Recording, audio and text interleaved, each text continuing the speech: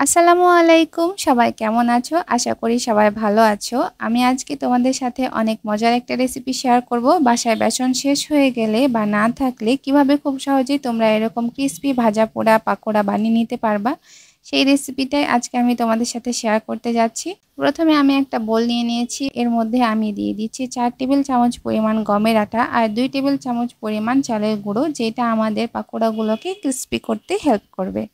এরপরে আমি দিয়ে দিচ্ছি স্বাদমতো লবণ। এরপরে একে একে দিয়ে দিচ্ছি হলুদ গুঁড়ো, লাল মরিচের গুঁড়ো, ধনিয়া গুঁড়ো, জিরে গুঁড়ো, সবই আমি অল্প অল্প করে দিয়েছি। শুধু লাল মরিচের গুঁড়োটা একটু বেশি দিয়েছি। আর টেস্টের জন্য দিয়ে দিচ্ছি সামান্য একটু চিনি।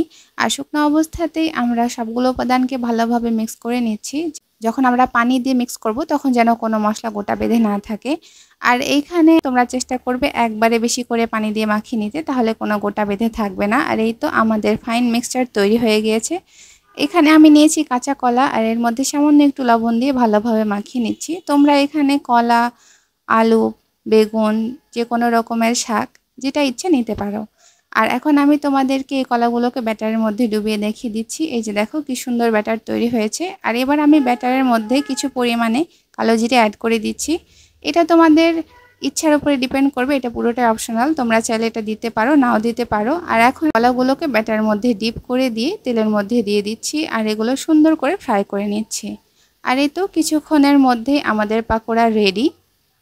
দেখতেই পাচ্ছ কি সুন্দর হয়েছে। আর এটা খেতে কিন্তু অনেক টেস্টি, অনেক ক্রিস্পি, মনে হবে না যে এটা তোমরা বেসন ছাড়া বানিয়েছো।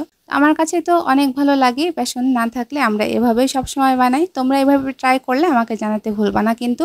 দেখা হচ্ছে নেক্সট ভিডিওতে। আজকের মতো এ পর্যন্তই। সবাই ভালো থাকো। আল্লাহ হাফেজ, টাটা।